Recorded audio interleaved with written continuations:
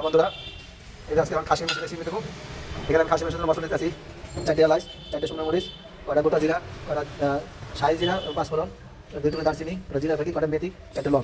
এখানে আদা রসুন পেস্ট আছে মিক্স করা, হলুদ বাকি, মরিচের বাকি। আর এটা আমার খাসি মাংস। এখন আমি রান্নার রেসিপিতে চলে যাবো।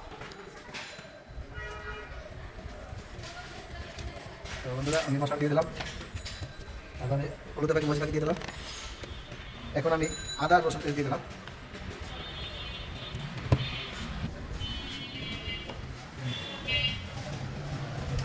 এখন আমি এখানে হাফ কেজি খাসির মাংসে আমি 250 গ্রাম পেঁয়াজ দিতেছি, ঠিক আছে? 250 গ্রাম পেঁয়াজ দেবো।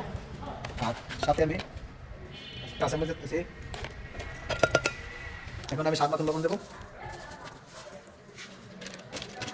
আর এখানে আমি এই যে গরম মশলাটা, এই যে গরম মশলাটা আমি তরকারি উঠোনের হাফসে দেবো, তখন দেবো, এর আগে থেকে মশলা ঘেরানো যায়, ঠিক আছে? আর আমি পরিমাণ মতো সয়াবিন তেল দেবো।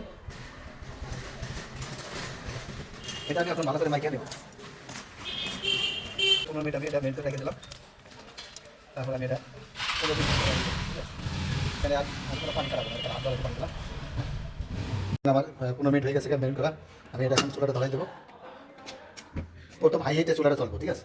10 মিনিট চলবে, তখন মাংসের পানিটা সারি দেবো বসতে, তখন আবার ঘুমাই দেবো। এটা লালা দেবো।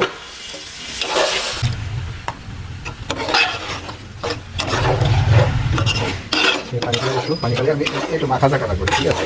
তারপর শুকনো শুকনো পেঁয়াজ দেবো পুরো হিটে।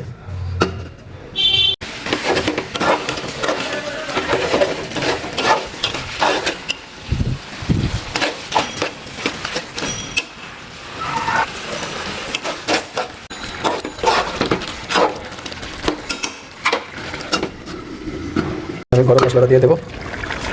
ঠিক আছে, প্রথম দিলে মশলা গ্রান্ডা থাকে না, যখন আমি উঠে তার আগে দেবো মশলা। সেই একটা দরকারি কালার হয়েছে, কিন্তু তরকারি কালারটা কিন্তু সেই, ঠিক আছে? এই যে তরকারি কালার, তরকারি কালারটা কিন্তু সেই এসছে। আমার তরকারি হয়ে গেছে, যা আমি জিরা ফাঁকি দিয়ে দেবো।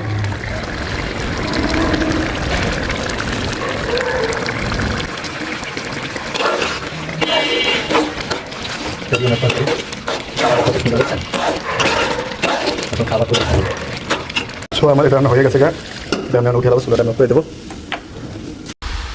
এখন আমরা খাবার পরিবেশন করবো।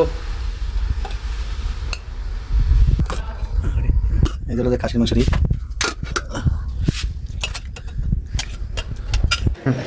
এই ধরো খাসির গোস রান্না করলাম, গরম ভাত, সেই সাথে